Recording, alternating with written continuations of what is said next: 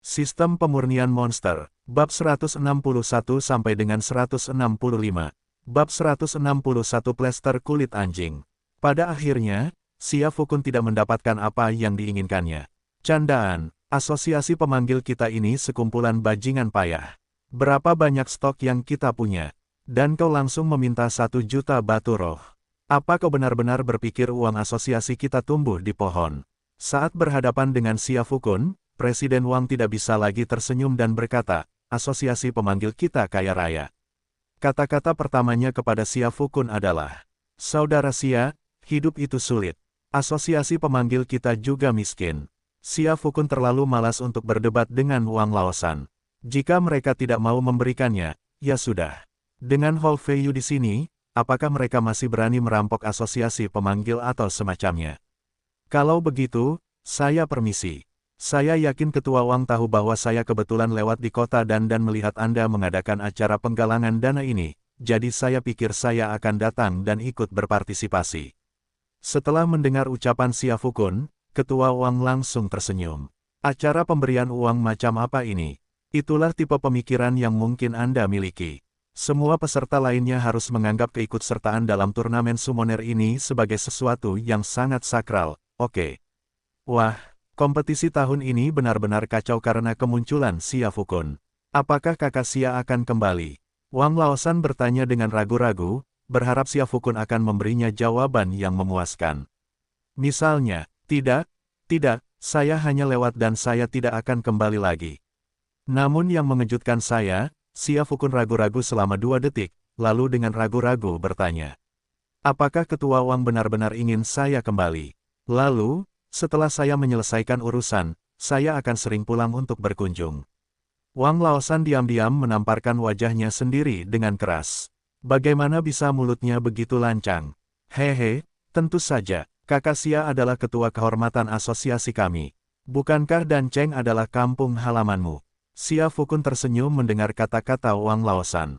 Dia bisa dengan mudah melihat bahwa Wang Laosan tidak ingin dia kembali. Sejujurnya, dia mungkin tidak akan kembali ke Dan City, tetapi entah mengapa, dia sekarang sangat menikmati membuat orang merasa jijik. Kebiasaan ini tampaknya semakin kuat seiring bertambahnya kekuatannya.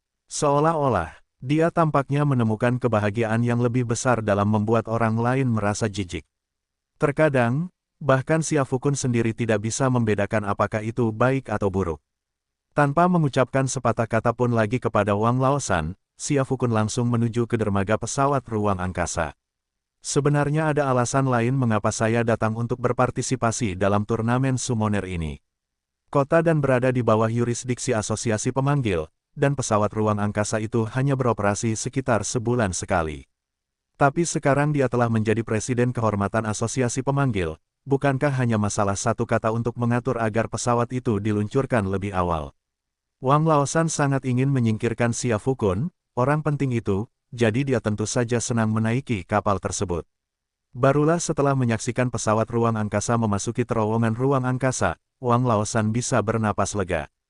Dewa wabah itu akhirnya pergi. Omong-omong, di mana Hou tua? Setelah mendengar kata-kata Wang Laosan, sekelompok orang itu semuanya terkejut. Sepertinya kita belum melihat Old Hou sejak barusan. Ngomong-ngomong, sepertinya aku baru saja melihat Tetua Hou menuju ke pesawat ruang angkasa. Apakah menurutmu Tetua Hou mungkin pergi bersama Ketua Xia? Setelah mendengar kata-kata Tetua Su, mata Wang Laosan dan yang lainnya berbinar.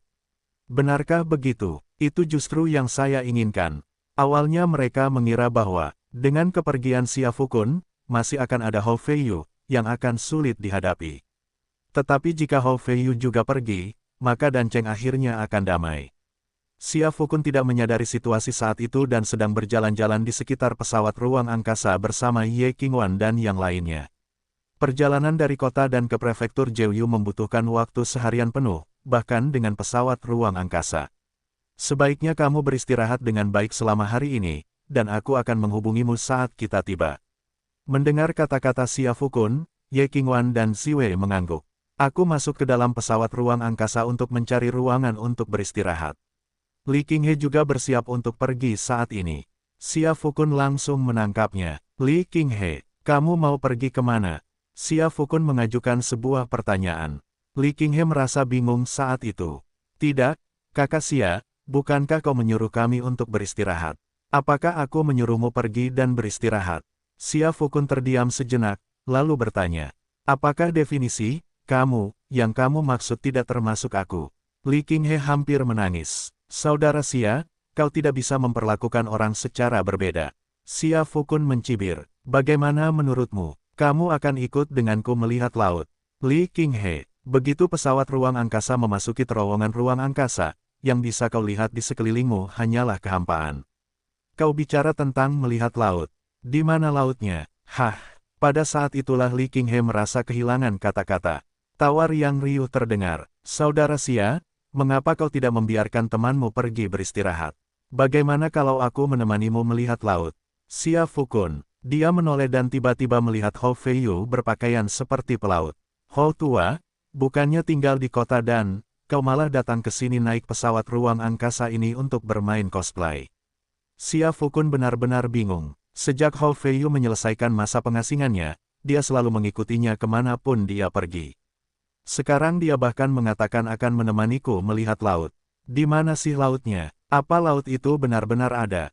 Hah, dia benar-benar merasa bahwa Hou Feiyu memiliki motif tersembunyi terhadapnya.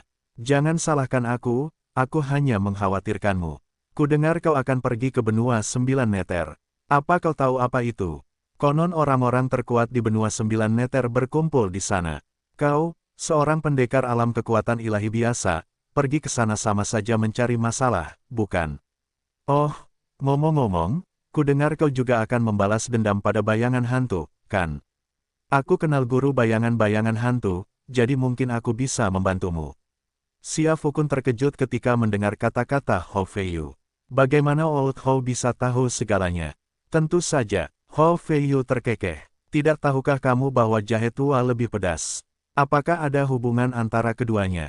Xia Fukun mengerutkan kening. Itu tidak penting. Hou Feiyu merangkul bahu Xia Fukun. Percayalah, saya warga lokal dari prefektur Jeoyu. Jika Anda mengajak saya, Anda pasti tidak akan menyesal. Xia Fukun langsung bingung. Apakah topik pembicaraan dialihkan begitu tiba-tiba? Li Qinghe awalnya mengira dirinya sudah tamat, bahwa Xia Fukun mengincarnya dan dia mungkin akan dipukuli lagi. Tetapi sekarang setelah dia melihat bahwa Xia Fukun telah bertemu lawan yang sepadan, dia dengan cepat memanfaatkan kelengahan Xia Fukun dan melarikan diri. Bab 162 Kedatangan di 9 Dunia Bawah. Benua 9 neter sangat luas. Lokasi sosok hantu itu masih agak jauh dari tempat Xia Fukun dan yang lainnya turun dari kapal. Kali ini, kelompok itu tidak membuang waktu lagi, karena ayah Ye Qingwan masih berada di tangan Ghost Shadow. Jadi mereka bergegas menuju kota tempat Ghost Shadow berada. Xia Fukun awalnya khawatir Hou Feiyu akan mengganggu rencananya, karena pria itu bersikap terlalu akrab dengannya begitu muncul, yang membuat Xia Fukun waspada terhadapnya. Xia Fukun selalu menjadi seorang penganut teori konspirasi. Dia merasa, baik di bumi maupun di benua 9 neter ini, satu-satunya hal yang tidak dapat disinai langsung oleh sinar matahari adalah jantung manusia. Meskipun Hou Feiyu tampak agak jujur dan terus terang, Xia Fukun selalu merasa bahwa pendekatan Hou Feiyu kepadanya disengaja. Untungnya, begitu Hou Feiyu tiba di prefektur Jeoyu, dia langsung mengatakan ingin mengunjungi teman lamanya terlebih dahulu, yang membuat Xia Fukun sedikit lega. Apakah terlalu terburu-buru jika kita langsung menuju Ghost Shadow sekarang? Selama perjalanan, Ye Qingwan menanyakan pertanyaan pada Xia Fukun. Sungguh, setelah Xia Fukun berduel dengan Yang Mulia Surgawi Agung Bayangan Hantu, dia pingsan untuk waktu yang lama. Penguasa bayangan hantu tidak diragukan lagi lebih kuat dari Yang Mulia Surgawi Agung. Bagaimana mungkin Xia Fukun, yang bahkan sulit dikalahkan oleh Yang Mulia Surgawi Agung, bisa mengalahkan penguasa bayangan hantu? Dalam pandangan Ye Qingwan, menyelamatkan ayahnya memang merupakan hal yang sangat penting. Namun, dia tidak rela membiarkan pria di depannya mengambil risiko demi dirinya. Jika memang demikian, dia lebih memilih untuk tidak pergi menyelamatkannya, atau pergi menyelamatkan ayahnya nanti. Inilah pemikiran sejati seorang wanita. Setelah mendengar kata-kata Ye Qingwan, Xia Fukun terdiam sejenak sebelum mengelus rambutnya. Terlepas dari kenyataan bahwa dunia yang dialaminya sangat kejam. Tetapi, baik bumi maupun benua 9 neter ini tidak selalu seburuk itu. Tidak akan selalu gelap seperti ini, tidak akan selalu dingin seperti ini. Bahkan ketika orang-orang didorong ke jurang kehancuran, akan selalu ada kehadiran yang hangat seperti Ye Qingwan. Cahaya pasti akan menerobos celah-celah di dunia yang dingin ini. Bagi Xia Fukun saat ini, Ye Qingwan adalah secercah cahaya. Dia rela mengabdikan diri, mengambil risiko, dan melakukan banyak hal demi cahaya itu. Jangan khawatir, aku punya rencana. Jika semuanya berjalan lancar, aku seharusnya bisa menyelamatkan Paman Ye. Xia Fukun masih belum mengucapkan setengah kalimat pun. Yaitu, jika rencana tersebut gagal. Kalau begitu, dia mungkin sebaiknya mengambil risiko. Saat ini ia memiliki lebih dari 10.000 poin pemurnian. Ia dapat memanggil lebih dari 100 monster tingkat 9. Meskipun hanya bisa muncul sebentar selama 1 jam. Namun, ia merasa bahwa Ghost Shadow mungkin tidak memiliki kemampuan untuk menahan lebih dari 100 makhluk panggilan tingkat 9. Bukan hanya sang master bayangan tidak mampu melakukannya, dia juga merasa bahwa tidak seorang pun di benua 9 neter ini yang mampu melakukannya. Bagaimanapun, selama waktu yang sangat lama, tidak ada kultivator kuat di alam transformasi suci yang muncul di benua 9 neter ini. Yang terkuat di antara mereka baru selangkah lagi menuju kesucian. Sisa-sisa naga ilahi di dalam sistem pemurnian iblis miliknya sendiri. Xia Fukun berpikir bahwa jika dia pernah memiliki kesempatan untuk menemukan sisa-sisa binatang panggilan tingkat ke-10 lainnya, dia juga akan memurnikannya. Jika beruntung, Anda mungkin bisa memurnikan makhluk panggilan tingkat Sein. Bahkan dalam kondisi terburuknya pun, itu seharusnya masih menjadi makhluk panggilan tingkat ke-10, setara dengan setengah langkah level Sein. Mendengar ucapan Xia Fukun itu, Ye Qingwan tahu bahwa Xia Fukun telah mengambil keputusan. Namun tak seorang pun dari mereka menyadari bahwa Li Qinghe, yang berdiri di belakang mereka, mengerutkan bibir. Ketika Li Qinghe melihat Xia Fukun membunuh Yang Mulia Surgawi Agung dari Ghost Shadow di prefektur Chishui, dia benar-benar percaya bahwa Xia Fukun mungkin memiliki kekuatan untuk menggulingkan Ghost Shadow. Namun sekarang kita telah tiba di 9 alam bawah. Benih yang ditanam di hatinya oleh sosok gaib itu mulai tumbuh kembali. Tiba-tiba dia merasa, alasan dia menganggap Xia Fukun tangguh mungkin karena dia belum pernah melihat sesuatu yang lebih dahsyat. Dan dalang di balik sosok gaib itu mungkin adalah tipe yang bahkan lebih kuat. Setelah berpisah dengan Xia Fukun dan yang lainnya selama sehari, Hou Feiyu muncul di sebuah kota di prefektur Jeoyu. Pada saat itu, sebuah toko umum muncul di hadapannya. Namun, di pintu masuk toko umum itu, terdapat gambar samar seperti hantu yang tampak seperti ukiran pedang. Pak, apa yang ingin Anda beli? Silakan lihat-lihat. Asisten toko di toko kelontong melihat Hou Feiyu berdiri di pintu mengamati dan tanpa sadar keluar dan memanggilnya. Apakah sang penguasa bayangan ada di sini? Hou Feiyu bertanya dengan santai. Ekspresi pelayan itu menjadi agak aneh setelah mendengar kata-kata Hou Feiyu. Apa yang Anda bicarakan, Pak? Ini toko umum. Apakah Anda membeli pil tidur atau dupa tidur? Hou Feiyu mengabaikan pelayan dan melanjutkan. Namaku Hou Feiyu. Apakah master bayangan ada di sini? Ketika pelayan itu mendengar nama Hou Feiyu, ia berpikir sejenak, dan perlahan ekspresinya menjadi agak terkejut. Siapa kamu? Apakah master bayangan ada di sana? Sialan, aku benci kalau orang membuatku menanyakan pertanyaan yang sama 3 kali. Apa kau mencari masalah? Setelah mendengar kata-kata Hou Feiyu, pelayan itu bergidik dan segera berjalan mendahului. Terdapat lorong rahasia di dalam toko umum ini. Mengikuti pelayan dari belakang, Hou Feiyu tidak menoleh dan hanya berjalan lurus ke depan, tampak tenggelam dalam pikirannya. Setelah berjalan sekitar 15 menit, pelayan itu perlahan berhenti di depan sebuah gerbang besi. Tetua Hou, inilah tempatnya. Saya adalah murid sekte bayangan hantu luar dan tidak memenuhi syarat untuk masuk. Silakan anggap rumah sendiri. Hou Feiyu mengangguk dan hendak masuk ketika dia melihat pelayan itu masih menghalangi jalannya. Hou Feiyu, pelayan itu terbatuk. Hou tua, bukankah kau sudah terlalu lama ke Ghost Shadow? Kau masih belum membayarku untuk petunjuk arahnya. Hou Feiyu menarik napas, mengeluarkan batu spiritual dari sakunya, dan melemparkannya ke tangan pelayan. Memang pantas kalian para hantu hanya eksis di balik bayangan, kalian sangat pelit. Setelah mengatakan itu, Hou Feiyu mendorong gerbang besi hingga terbuka dan masuk ke dalam. Pelayan itu menatap kosong saat Hou Feiyu menghilang. Setelah jeda yang cukup lama, akhirnya dia menggumamkan sebuah kalimat. Dua batu roh untuk menuntun jalan. Bab 163 Siapa sebenarnya dia? Di dalam bayang-bayang yang menyeramkan. Sama seperti nama hantunya, bahkan di tengah sosok-sosok yang menyeramkan itu, suasananya tetap suram dan muram. Bau darah tercium di mana-mana. Udara dipenuhi dengan aroma orang mati. Hou Feiyu mengerutkan kening dan terus maju. Dia belum berjalan jauh ketika dua sosok yang mengenakan topeng putih keperakan muncul di hadapannya.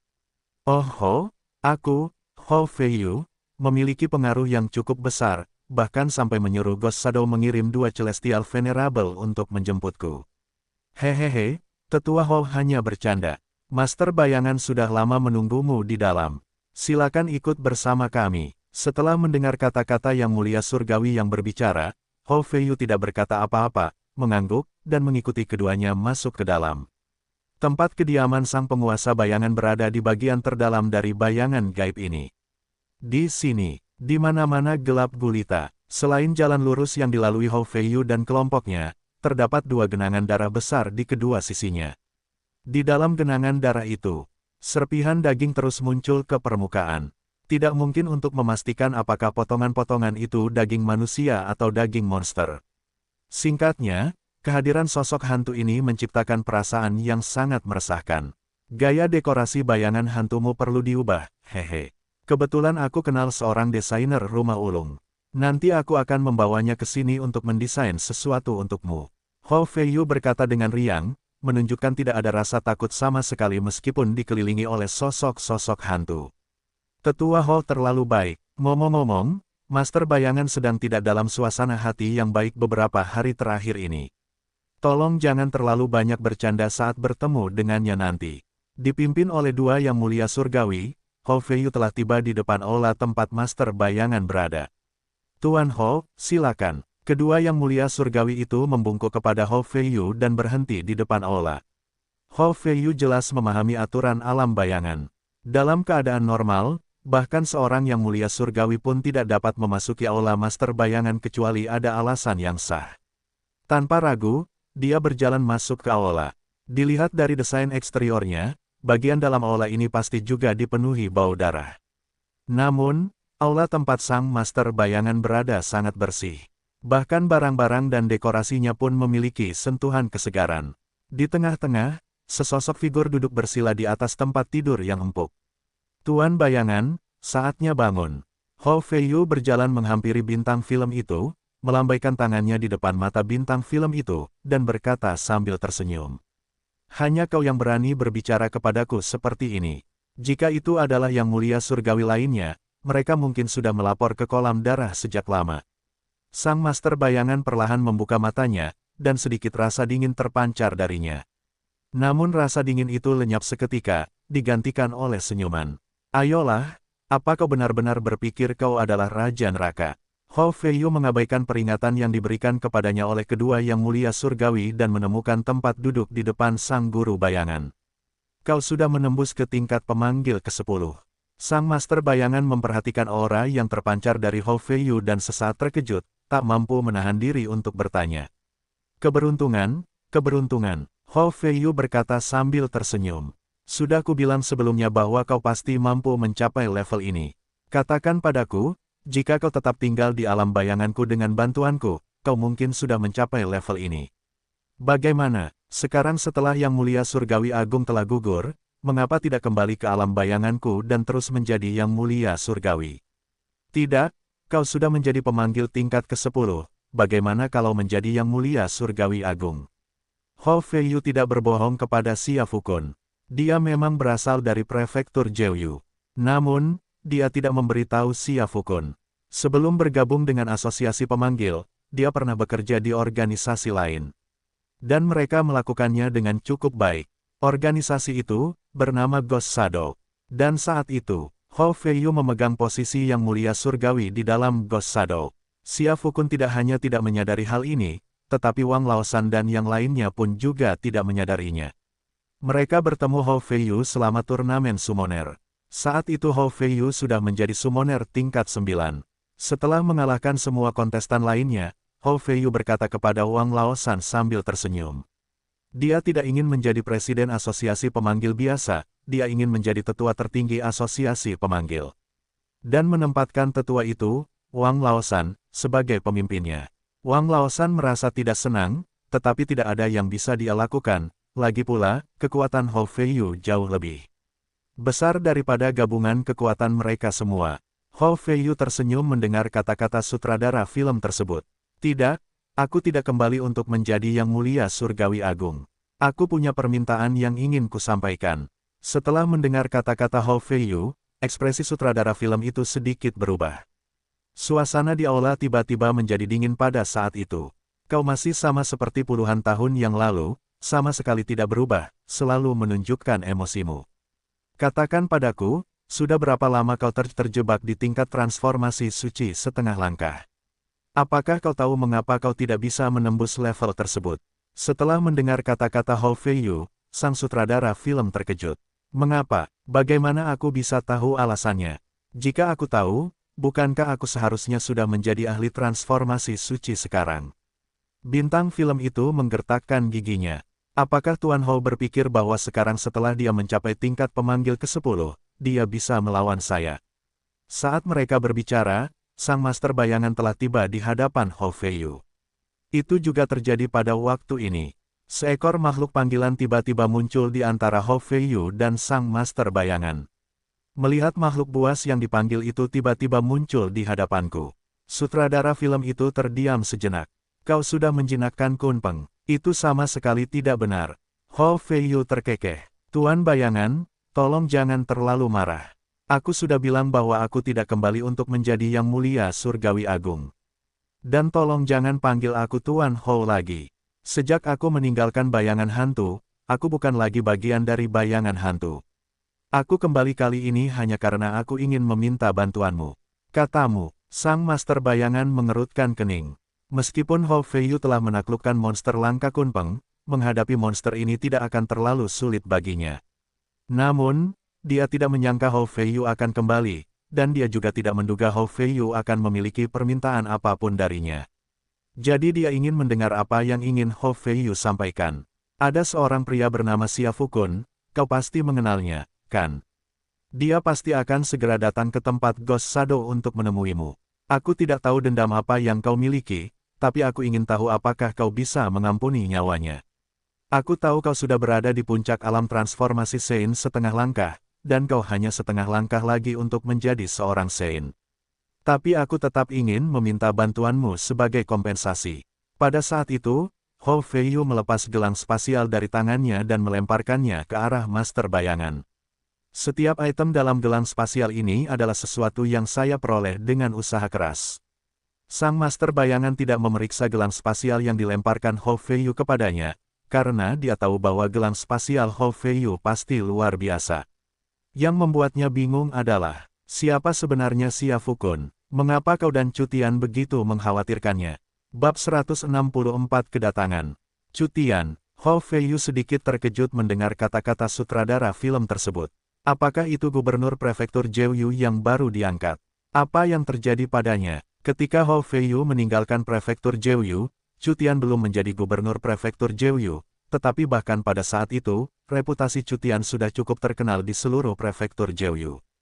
Meskipun sang master bayangan adalah seorang ahli veteran, sebagian besar tokoh berpengaruh di seluruh benua 9 neter percaya bahwa jika ada seseorang di dunia yang bisa menjadi orang pertama yang mencapai alam transformasi suci yang legendaris, harapan Cutian akan jauh lebih tinggi daripada harapan sang master bayangan.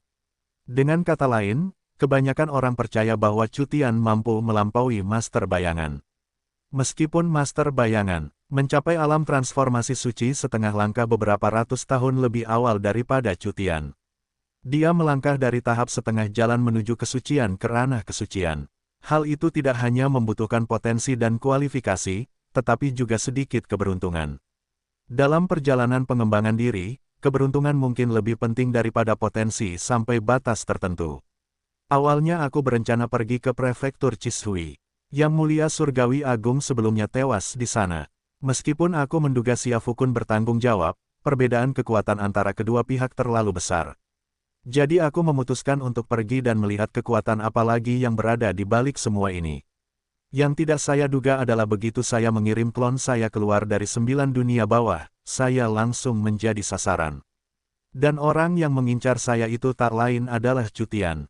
Setelah mendengar kata-kata sutradara film itu, Hou Feiyu sedikit mengerutkan kening. Jika itu Cutian, dia seharusnya tidak mengenal Xia Fukun. Lagi pula, meskipun Cutian telah mencapai kesuksesan besar, dia masih cukup muda, dan mereka seharusnya tidak memiliki hubungan apapun. Jadi mengapa Cutian ada di sini?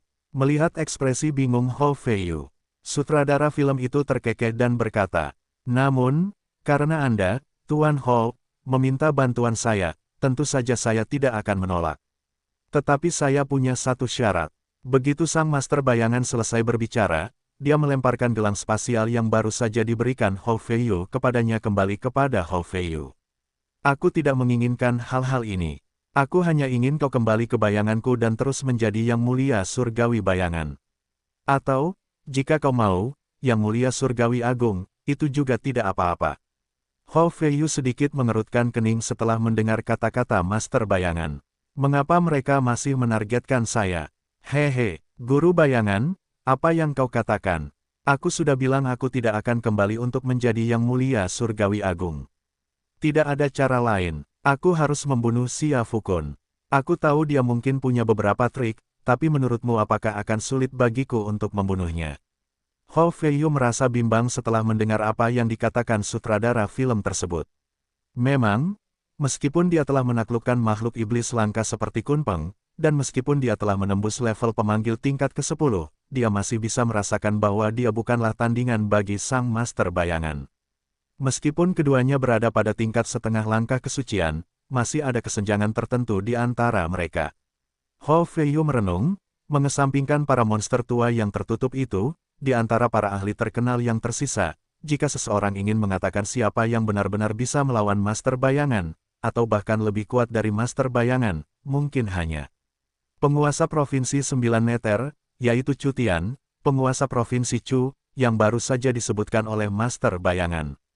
Bagaimana kalau kita berkompromi? Kau selamatkan nyawanya dan bebaskan orang yang dia inginkan, dan aku akan kembali menjadi yang mulia surgawi agungmu setelah aku menyelesaikan urusanku. Bagaimana menurutmu? Setelah mendengar kata-kata Hou Feiyu, sang sutradara film tertawa kecil. Apakah ini yang kau sebut kompromi? Hou Tianzun, apakah kau mempermainkan guru bayangan ini? Dengan serius, Hou Feiyu menepuk dadanya. Meskipun aku bukanlah orang yang benar-benar baik, kau tahu aku selalu menepati janji. Melihat keseriusan Hou Feiyu yang jarang terlihat, sang master bayangan mengerutkan kening, lalu berkata, saya setuju, tetapi harus ada batas waktunya. Dalam waktu 3 tahun, terlepas dari apakah Anda sudah menyelesaikan pekerjaan Anda atau belum, Anda harus kembali untuk membantu saya. Selain itu, ada satu hal lagi, sutradara film itu melirik Hou Feiyu. Kau harus memberitahuku siapa Xia Fukun, dan mengapa kau dan Cutian sangat menghargainya. Hanya jika kau memberitahuku hal ini, aku akan menyetujui syarat-syaratmu sebelumnya. Mendengar ucapan sang master bayangan, Hou Feiyu merasa sakit kepala. Dia tidak menyangka bahwa setelah semua usahanya, sang master bayangan masih perlu mengetahui siapa Xia Fukun sebenarnya. Sejujurnya, dia tidak tahu siapa Xia Fukun, tetapi dia merasa Xia Fukun tampak familiar. Dia berpikir sejenak, lalu mendekatkan wajahnya ke telinga sang master bayangan dan membisikkan sesuatu. Ekspresi sang master bayangan berubah saat dia menatap Hou Feiyu. Apakah yang kamu katakan itu benar? Tentu, Hou Feiyu mengangguk. Jika memang demikian, suara sang master bayangan perlahan menghilang, dan mata Hou Feiyu melirik ke sekeliling, tampak tenggelam dalam pikirannya. Bioskop, inilah kota tempat hantu itu berdiam. Xia Fukun dan kelompoknya tiba di sini seminggu kemudian. Sesampainya di studio film, Xia Fukun dan yang lainnya menyadari bahwa meskipun seluruh kota dihuni oleh banyak orang biasa, kota itu tampak tak bernyawa dan tanpa vitalitas. Dibandingkan dengan kota-kota yang pernah saya lewati sebelumnya, kota ini terasa kurang hidup. Begitu Xia Fukun dan kelompoknya memasuki studio film, mereka merasa seolah-olah sedang diawasi dari balik bayang-bayang oleh tatapan penuh kebencian. Mari kita cari tempat menginap dulu. Saat Xia Fukun berbicara, dia memimpin Ye Qingwan, Si Wei, dan Li Qinghai ke sebuah hotel di studio film. Di dalam hotel, Pelayan di meja resepsionis sedang menatap papan catur di depannya. Xia Fukun pernah mendengar bahwa tidak ada seorang pun di benua 9 neter yang tahu cara bermain Gomoku, jadi dia tidak berani memulai percakapan. Dia berjalan dengan riang dan mengeluarkan beberapa koin emas dari gelang spasialnya lalu meletakkannya di atas meja. Mau main Go? Carikan aku kamar, Xia Fukun berkata sambil tersenyum. Pelayan itu mendongak dan melirik Xia Fukun, dengan sedikit nada mengejek di matanya. Setelah jeda yang cukup lama, dia menjawab Xia Fukun dengan satu kalimat. Dam, Xia Fukun sedikit malu. Hehe, kalian orang-orang dari benua 9 neter benar-benar tahu cara bersenang-senang. Namun, bukan itu poin utamanya. Dia meminta pelayan untuk segera memesan kamar agar mereka bisa mendiskusikan langkah-langkah penanggulangan terhadap Ghost Shadow. Lagi pula, bioskop ini mungkin markas Ghost Shadow.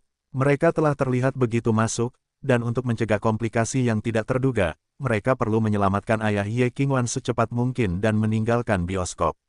Bab 165 Jangan berlama-lama. Di dalam hotel, setelah menempatkan Ye Qingwan dan Ziwei, Xia Fukun pergi ke kamar Li Qinghe. Melihat Xia Fukun mendekat, Li Qinghe menutupi dadanya dengan kedua tangannya dan mundur ke pojok ruangan. Apa yang sedang kamu lakukan? Xia Fukun terkejut. Apa yang sedang dilakukan Li Qinghe? Seolah-olah dia akan melakukan sesuatu padanya. Kakak Xia, kau tidak ingin memukulku lagi, kan? Kurasa aku tidak melakukan kesalahan apapun. Mendengar suara Li Qinghe yang penuh kesedihan, Xia Fukun terbatuk. Lihat apa yang kau katakan. Apa kau pikir aku orang seperti itu? Kau membuat seolah-olah aku orang jahat. Bukankah ini buruk? Li Qinghe mengajukan pertanyaan pada dirinya sendiri. Tentu saja, dia tidak berani mengucapkan kata-kata itu dengan lantang. Siapa yang tahu pukulan seperti apa yang akan diberikan Xia Fukun padanya jika dia melakukannya? Kakak Xia benar, aku bersikap kekanak-kanakan. Li Qinghe menurunkan tangannya dan berjalan terang-terangan menghampiri Xia Fukun. Dilihat dari ekspresi Xia Fukun, pasti ada sesuatu yang ingin dia sampaikan. Lagi pula, semua orang telah menempuh perjalanan panjang dan melelahkan untuk sampai ke prefektur Jeoyu. Itu juga terjadi pada waktu ini. Bang, Xia Fukun meninju mata Li Qinghe. Li Qinghe terkejut sesaat setelah dipukul di mata oleh Xia Fukun. Saudara Xia, aku hanya mengingatkanmu untuk tidak melupakan rasa sakit setelah lukanya sembuh. Li Qinghe, baiklah, mari kita kembali ke topik utama. Xia Fukun menemukan sebuah bangku di kamar Li Qinghe dan duduk. Li Qinghe berjalan diam-diam ke samping, tidak berani berbicara dengan keras. Kamu mungkin tahu kenapa aku datang ke sini, kan? Setelah mendengar perkataan Xia Fukun, Li Qinghe terdiam sejenak, lalu berkata, Kakak Xia, apakah kau berencana pergi ke Ghost Shadow? Meskipun aku tahu jalan ke sana, bukankah itu agak terlalu berisiko? Sebaiknya kau pikirkan baik-baik. Kembali di prefektur Chishui, Li Qinghe berpikir bahwa mungkin dia bisa melihat apa yang disebut keajaiban di Xia Fukun. Namun, ketika ia benar-benar tiba di kota bayangan di prefektur Jeoyu, ia tiba-tiba menemukan kekuatan hantu itu melampaui imajinasinya. Meskipun Xia Fukun bisa memanggil binatang buas tingkat 9, lalu kenapa? Di antara sosok-sosok gaib itu, semua yang mulia surgawi berada di alam asal surgawi. Dan yang mulia surgawi di antara sosok-sosok gaib itu bukanlah termasuk di antara mereka yang dapat dihitung dengan satu tangan. Dan kemudian ada sang penguasa bayangan yang tak terduga itu. Kamu tidak perlu khawatir tentang hal lain. Besok, kamu akan membawa awan ke Ghost Shadow dan menggunakan awan untuk ditukar dengan ayahnya. Setelah mendengar perkataan Xia Fukun, Li Qinghe sedikit mengerutkan kening. Tapi bukankah kau bilang kau menyelamatkan ayah Ye Qingwan? Jika kau melakukan ini, bukankah itu sama saja dengan menukar sandera? Selain itu, tujuan Ghost Shadow awalnya adalah jantung indah 7 lubang di dalam tubuh Ye Qingwan. Sudah kubilang, kamu tidak perlu khawatir tentang hal lain, lakukan saja apa yang kukatakan. Nada suara Xia Fukun berubah dingin saat mengatakan ini. Ataukah pelajaran yang baru saja kuberikan kepadamu belum cukup? Setelah mendengar perkataan Xia Fukun, Li Qinghe segera menutupi matanya yang telah dipukul oleh Xia Fukun hingga lebam. Saya mengerti, tetapi jika gagal, apakah Anda punya cara untuk memperbaikinya? Mendengar Li Qinghe mengajukan pertanyaan ini kepadanya, Xia Fukun berpikir sejenak sebelum menjawab. Tidak, Li Qinghe, apakah ini metode yang Anda bicarakan untuk menyelamatkan orang? Li Qinghe benar-benar bingung. Apakah dia di sini untuk menyelamatkan seseorang, atau untuk menyerahkan mereka? Sudah kubilang, kau tak perlu khawatir soal apapun lagi. Kalau kau terus mengomel, aku akan membunuhmu duluan.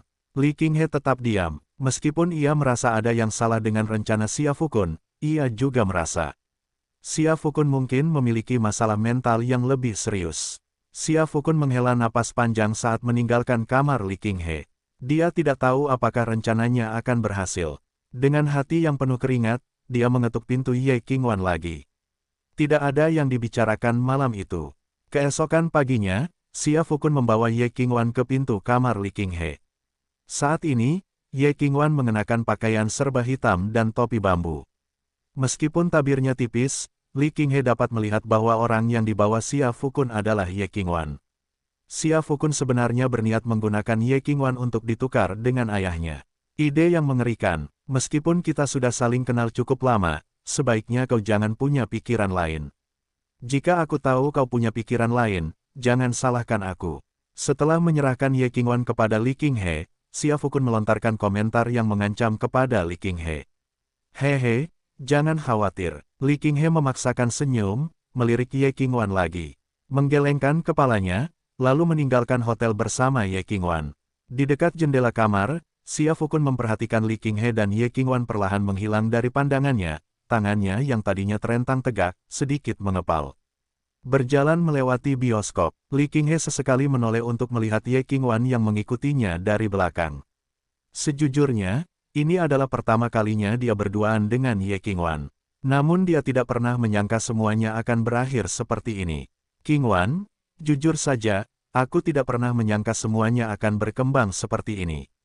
Jika aku tahu akan seperti ini, aku tidak akan pergi ke keluarga Ye sejak awal. Li Qinghe dipenuhi emosi. Namun, aku rasa ide Xia Fukun itu tidak bagus. Begini, jika memang tidak berhasil, kenapa kita tidak kabur bersama saja? Jangan khawatirkan ayahmu dan Xia Fukun lagi. Menyelamatkan nyawamu jauh lebih baik daripada apapun. Li Qinghe bersungguh-sungguh dengan ucapannya.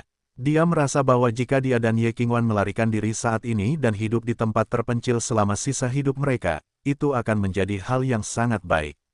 Namun setelah dia selesai berbicara, Ye Qingwan di belakangnya tidak menunjukkan niat untuk memperhatikannya. Qingwan, apa maksudmu? Jangan diam saja. Meskipun aku tahu kau benar-benar ingin menyelamatkan pamanmu, kau tidak tahu betapa kuatnya bayangan hantu. Kakekku pernah meninggalkan jejak kesadarannya di dalam diriku, dan baru setelah tiba di kota bayangan kesadaran itu perlahan mulai terbangun. Aku tahu betapa menakutkannya bayangan hantu. Bahkan jika tuan bayangan hantu hanya selangkah lagi dari alam transformasi suci, itu bukanlah sesuatu yang bisa kau, Xia Fukun, atau aku hadapi. Li Qinghe berpikir bahwa Ye Qingwan akan tersentuh setelah dia mengucapkan kata-kata itu. Namun yang mengejutkan saya, Ye Qingwan bahkan tidak bergeming. Kamu Qingwan, Li Qinghe bingung, tidak bisakah kau setidaknya memberikan reaksi? Jangan berlama-lama lagi, tunjukkan saja jalannya. Pada saat itulah Ye Qingwan, yang selama ini tetap diam, tiba-tiba berbicara dengan dingin. Li Qinghe, Ye Qingwan, Dewiku, kamu telah dirusak oleh Xia Fukun.